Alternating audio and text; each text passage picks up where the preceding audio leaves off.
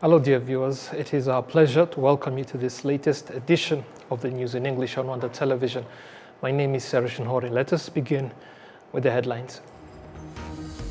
President Paul Kagame has met with the president of the Omoria region, Shimelis Adisa, who is part of a delegation from Ethiopia for discussions on bilateral relations. The United Nations has confirmed that 2024 was the hottest year on record globally. And American officials have reiterated that the alliance between the United States and Korea remains more essential than ever in shaping the future.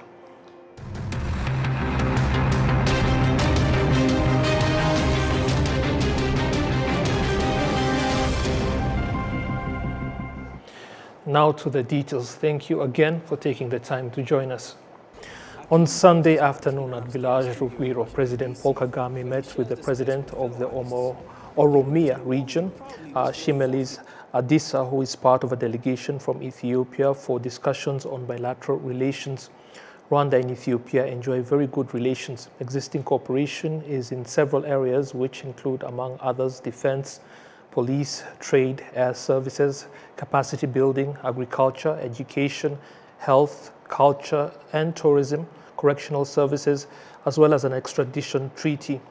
Mutual legal assistance also is part of that. Women and children, communication, information, and media on multilateral areas.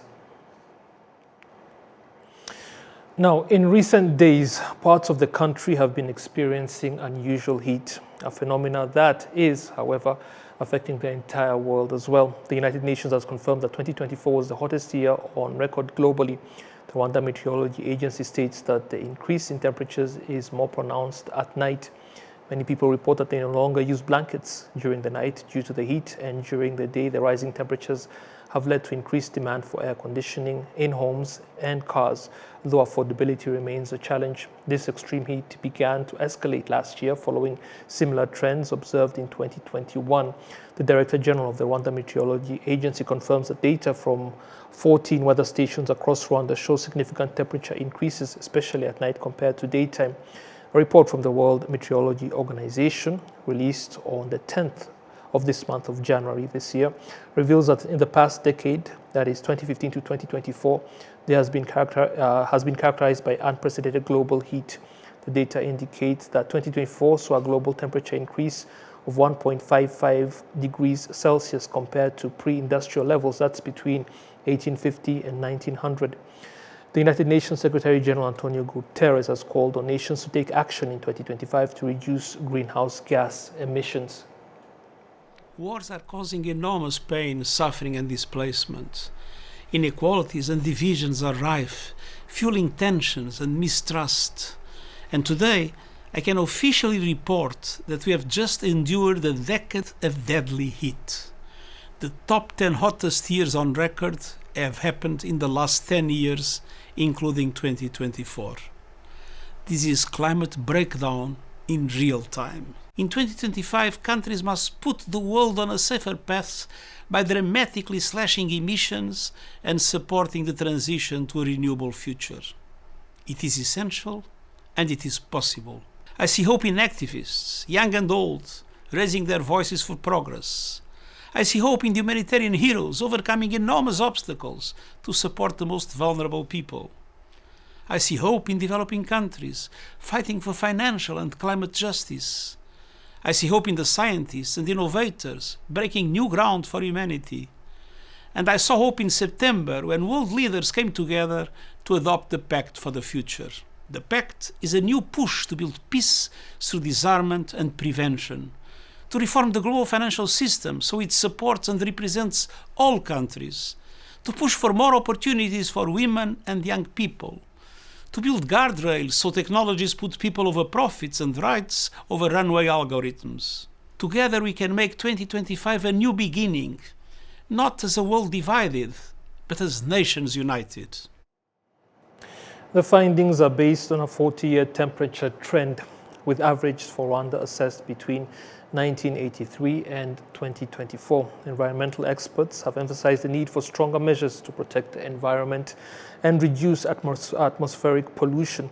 A separate report by the World Economic Forum highlights that 70% of the global workforce, totaling approximately 2.041 billion people, faces significant risks from extreme heat. The report warns that the lives of 1.6 million people could be claimed annually by heat-related effects by the year 2050. In Africa, 93% of the population is particularly vulnerable to the impacts of extreme heat, underscoring the urgent need for climate adaptation and mitigation efforts. Now, in Huye district, that's in the southern province, the sector of Ngoma, lies the Huye Isanje Rehabilitation Center, a specialized hospital providing care for individuals, especially youth, who are struggling with drug addiction, gambling, and other substance abuse issues. The facility, which was established back in 2015, has become a sanctuary for Rwandans and patients from other African countries seeking recovery. The center offers a serene and welcoming environment, resembling a typical home rather than a hospital. Patients are often seen engaging in activities such as playing games, chatting in groups, or strolling around, exuding an outward appearance of wellness. However, they are undergoing specialized treatment to address their struggles with addiction, distinguishing this facility from others focused on mental health care. A visit to the center revealed stories of resilience and hope. Some patients who chose to remain anonymous shared their experiences. Among them are individuals who have battled heroin addiction for over 8 years, often injecting the drug. Others include those addicted to gambling or other substances, all of whom appreciate the care and specialized treatment they receive at the center. The center's goal is to provide internationally recognized specialized rehabilitation services for those battling addiction. Patients are not only from Rwanda but also from other African countries, reflecting its growing reputation as a regional hub for addiction recovery. Through the stories and treatment approaches at the Huye Isanje Rehabilitation Center, the facility stands as a beacon of hope for those struggling with addiction, while encouraging the youth to stay away from harmful substances.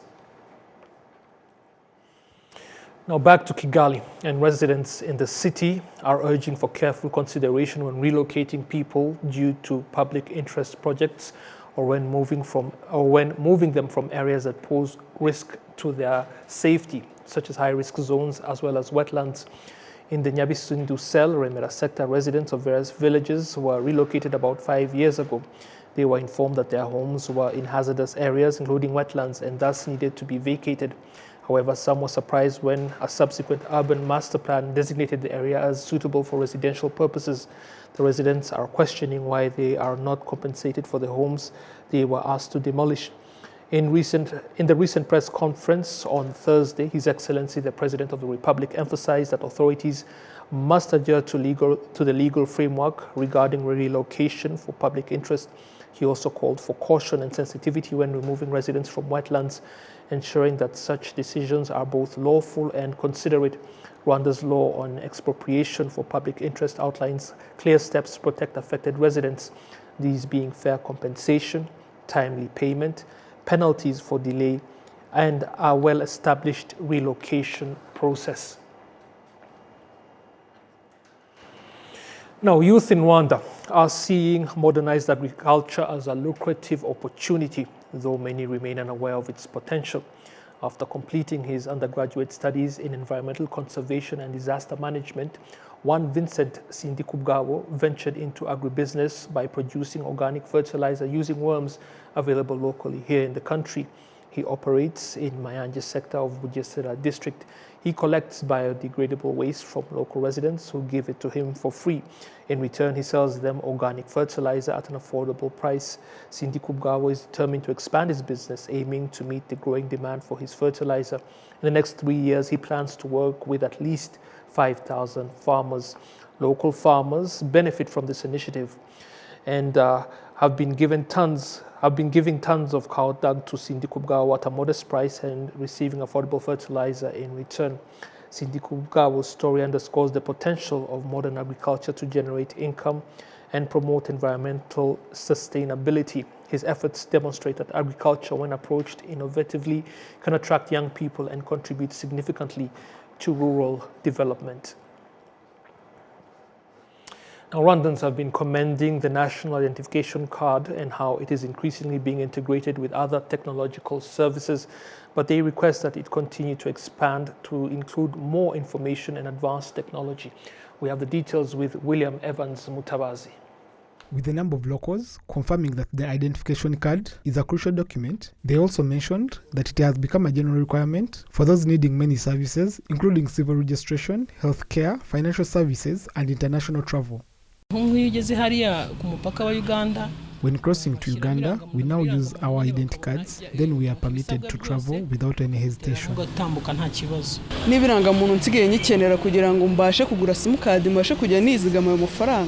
If, as of now, I need to use my identity card to register my SIM cards, savings, and during hospital visits, then we can agree that it is a crucial document. I think it would be best having services like driving permits and ATM cards integrated with our identity cards for easy usage, so we don't have to carry a number of cards and so forth.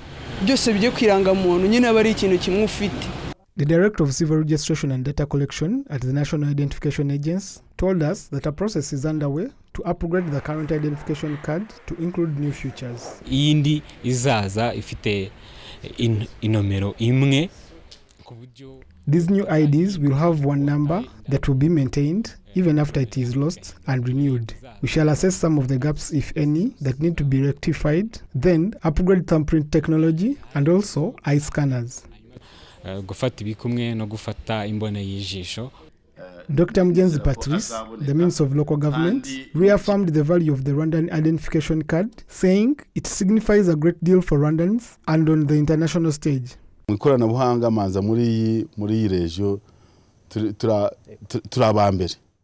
When it comes to technology and innovation, we are doing a great job even in the region. Therefore, we shall keep doing everything possible to advance technology in all sectors, including the national identity services. As of now, the Rwandan identification card can be used as a travel document to cross borders, especially among East African countries. William Evans, Mutabazi, RwandaTV News.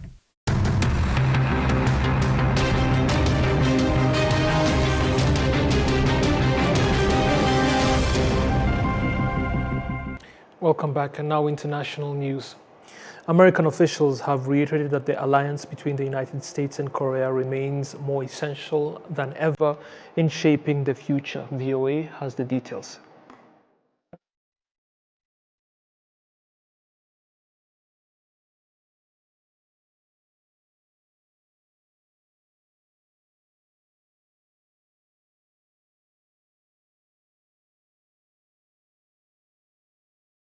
Today, the alliance between the United States and Korea remains more essential than ever in shaping our shared future.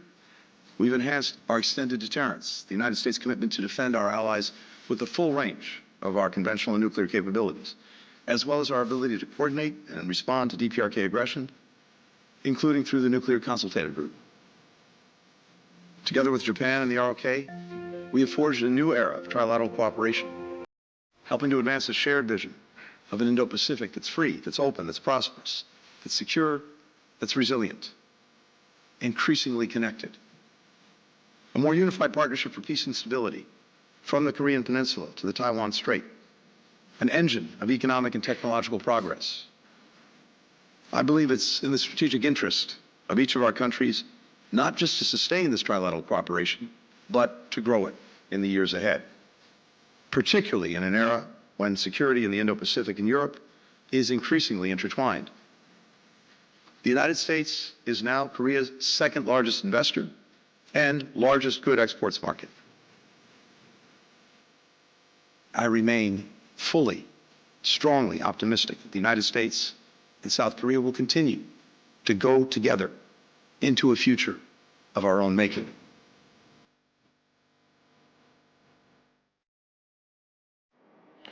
Donald Trump will become the 47th president of the United States later this month, and U.S. voters have had differing expectations for their next president. VOA continues. In the southern state of Mississippi, expectations for Donald Trump's second presidency are mixed. Bobby Joe Harrell voted for Trump. I would like to see him definitely take control of the border and our illegal immigrant situations. I'm all about helping anyone that I can, especially where young children are concerned, but I'd also like to see my children and my grandchildren be able to enjoy the America that I grew up in. Transgender New Yorker Angelo Meyer is concerned about the future under an administration that has expressed opposition to gender-affirming health care. Republicans watching need to know investing in trans kids is just as important as investing in their own kids. Because we are the next generation who's going to lead this country.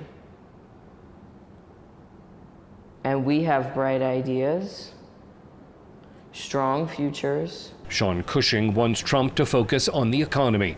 Just stick to the campaign promises and end the taxes on tips the way he said he would.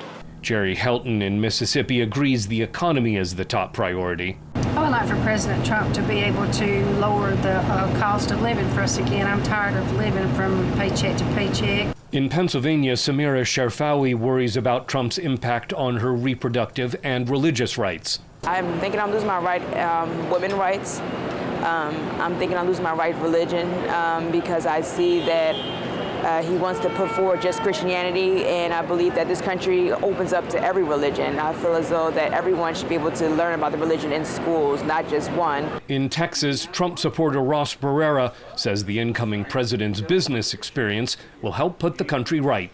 People are tired. What people want here, they want jobs, they want a good economy, they want the inflation to go down, they want border security. They want oil and fuel. The most important thing Trump can do for Mississippi voter Yael Frausto is to lay out a clear agenda. I would want him to be straightforward about the policies that he is going to put forward into the country, just so we know, everyone in both the Republican Party and the Democratic Party, what we have to look forward to or not look forward to in the next 4 years. Trump will be sworn in as president in Washington January 20th. Scott Stearns, VOA News. Staying in the U.S., a Washington, D.C.-based visual artist is blending Ethiopian art forms with contemporary techniques to explore themes of identity, culture, and tradition. VOA once more. Akililu creates his art in an upstairs studio in Washington, D.C., where he shares the space with fellow artists. He greets me warmly, proudly displaying both his completed pieces and those still in progress. And this is my studio. Welcome again.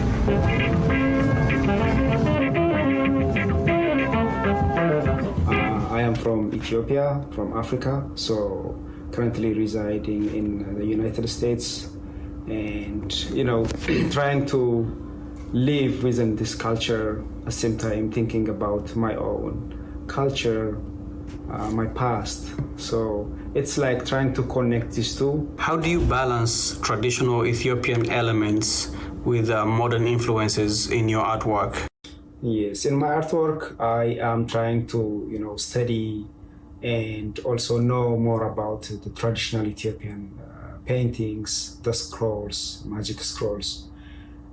So I'm trying also to use those elements, those knowledge, into my current artwork that reflects me at this time. When I do it, it will be mine. At the same time, it reflects my time. So it's a kind of a process where I am still trying to know more about it, research more about it, and I'm still experimenting.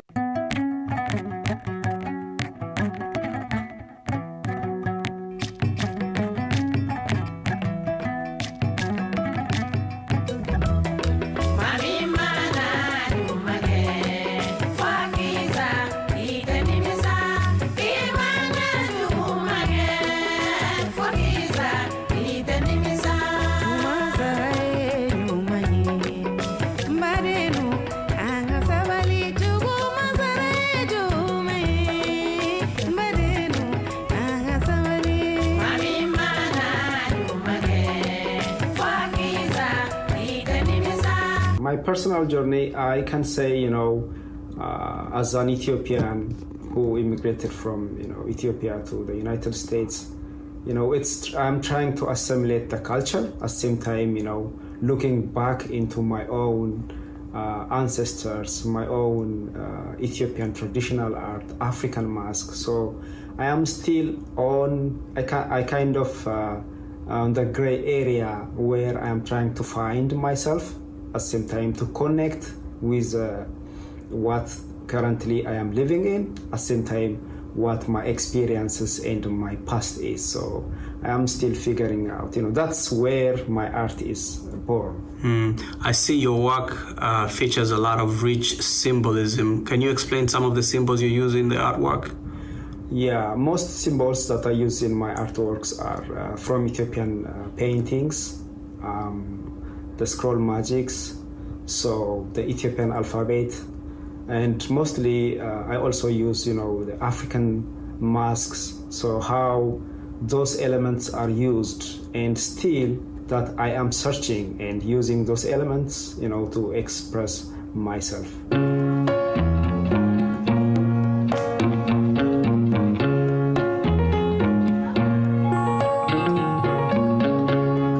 So this painting, the title of this painting is The Angel Face, and it depicts, it's acrylic on canvas, which is made in 2019. And this is one of the series that I'm working, trying to study the Ethiopian traditional art, the motifs, and what I've been is using on that element. So I am trying to depict, this is the face, the angel face from one of the Ethiopian traditional paintings, so that I can use it, trying to express myself using my own color. And also you can see the numbers that are written.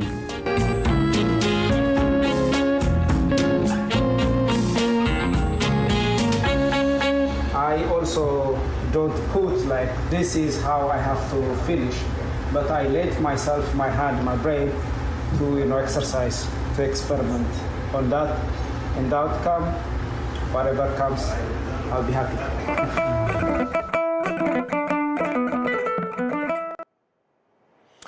That report brings us to the end of this edition of the news. But before we go, let us again take a look at the headlines.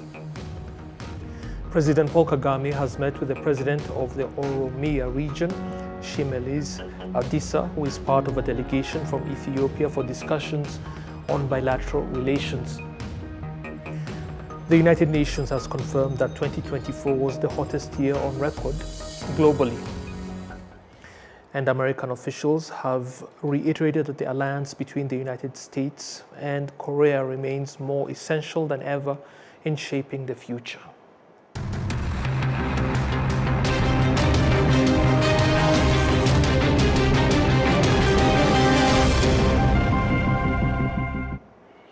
Thank you again for taking the time to join us for this edition, and I hope you have a very good week ahead of you. Goodbye.